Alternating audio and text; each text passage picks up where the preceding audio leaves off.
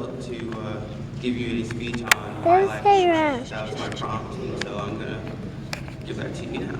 So,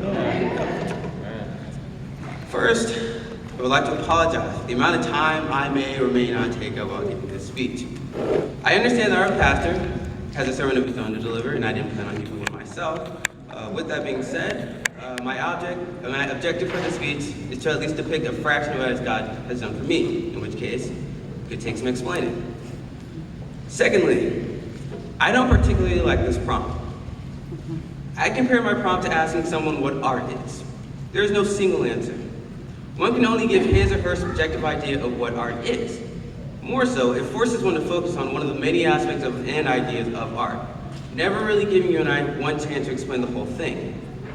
In many cases, I've often seen people give this speech about how God has given them personal gains, or give a real started from the bottom speech about making it to greatness after great tribulation.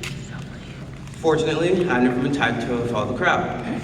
Plus, I've never been good at bragging about myself. So, I've decided to focus on an aspect God has given me that we all share as people of Christian belief: strength in hopelessness.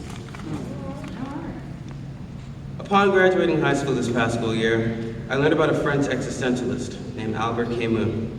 Considered a forerunner in the existentialist movement, he wrote a doctrine on the Sisyphus complex.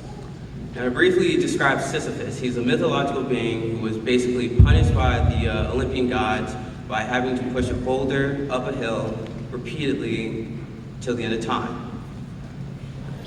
It wasn't a happy story. Right. It's a story.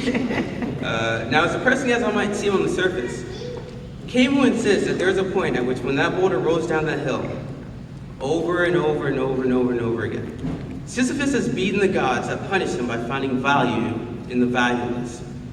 He decides that the gods will not decide what he finds value in, but instead him himself. He makes that rock, that constant reminder of his sins and mistakes in his life, his reason to live, turning his hopeless situation into something worth living for. He understands that there's no escape from his hell, so he does the only thing he can do. He turns his futile labor into something valuable.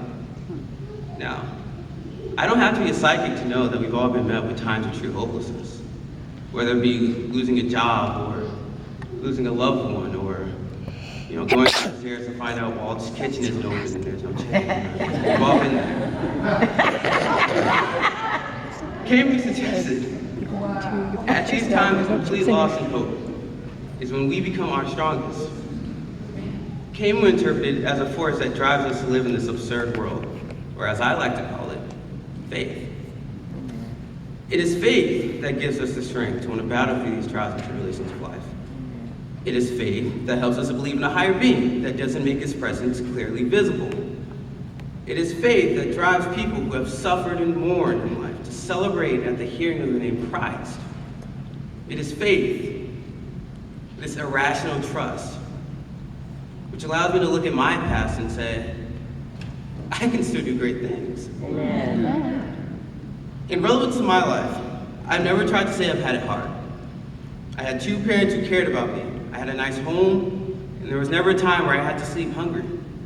My true tribulation is in myself. There's always been this constant battle between who I was and who I want to be. No matter what my high school merits say, I've never considered myself a scholar. As a matter of fact, I was going to print out my 6th grade report card. I had 3 Fs, 2 Ds, a B in social studies, and an A in PE. Amen. So, I got that grade.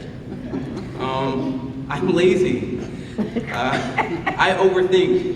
I'm probably the most stubborn person you'll ever meet.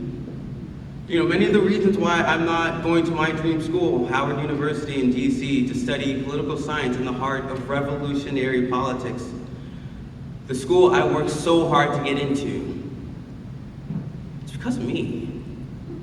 And honestly, that's okay. One thing God has done for me in my life is give me this immeasurable amount of faith. Faith in God has given me this strength to look at my odds and still push forward towards my dreams, no matter the obstacles. It took me a long time to figure out that my plans and his plans, they don't align perfectly.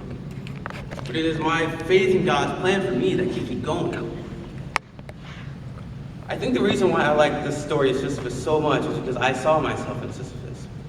I struggled in finding a reason to live, you know. To me, it was just, you live, and then you die, and then you go to heaven or hell, and that's the end of your story. But here's this guy, already condemned to the underworld, and forced this futile labor, pushing this hill, this reminder of why he's down there, up a hill. Happily. It made me realize that purpose is not found, it can sometimes be created. And I think I'm finding reasons to live more and more every day. So, keep faith. It's one of the most powerful forces in this universe. And I hope I at least helped one of you guys find that out today. Amen. I want to thank you all for listening or not, snoring while you slept. And I hope you have an amazing day. Have a rest of the day.